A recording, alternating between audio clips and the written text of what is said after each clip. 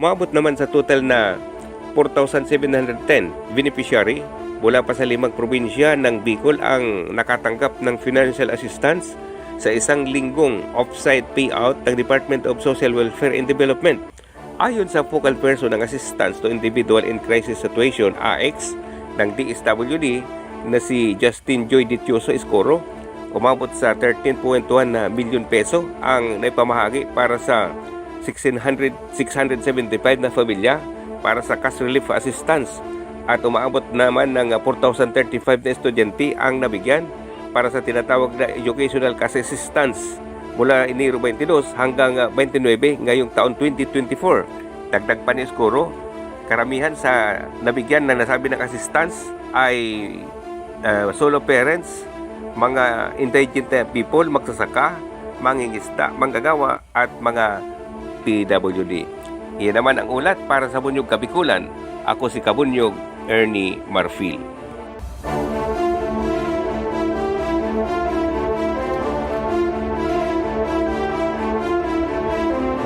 Sa halagang 102,000 pesos na shabu ang nakumpiska na sa 4 katao na nagpapatsesyon sa bayan ng Calabanga, Camarines Sur.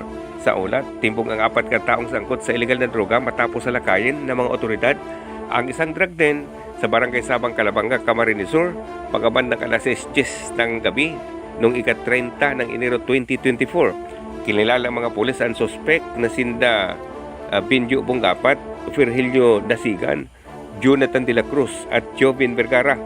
Nakakahalaga di umano ng ansyabu ng 102,000 pesos ang nakumpiska sa mga suspect na sa ngayon ay nasa kustodiya ng mga otoridad. Naisampa na rin ang kasong paglabag sa Republic Act 9165 o Comprehensive Dangerous Drugs Act of 2022. Yan ang ulat para sa Bunyog Kabikulan. Ako naman si Kabunyog Ernie Marfil.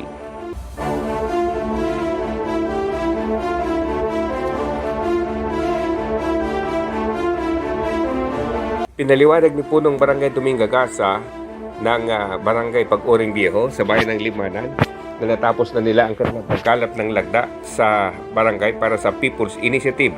Ayon sa kapitana, sa mahigit na 315 butante ng saming barangay, mahigit naman sa 70 ang pumabor at lumagda dito sa dahilang madali di umanong maintindihan ang paliwanag ng nagpapapirma.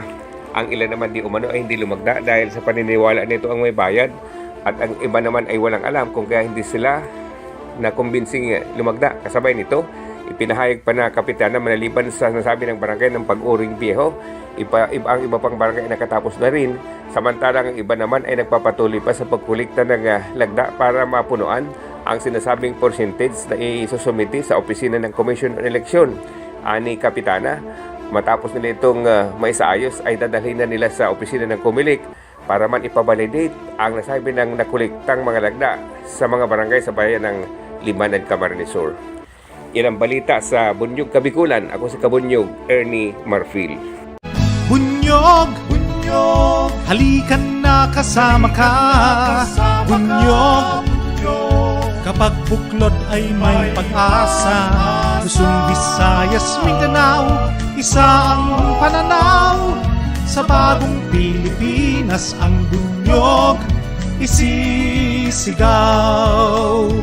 Bunyog.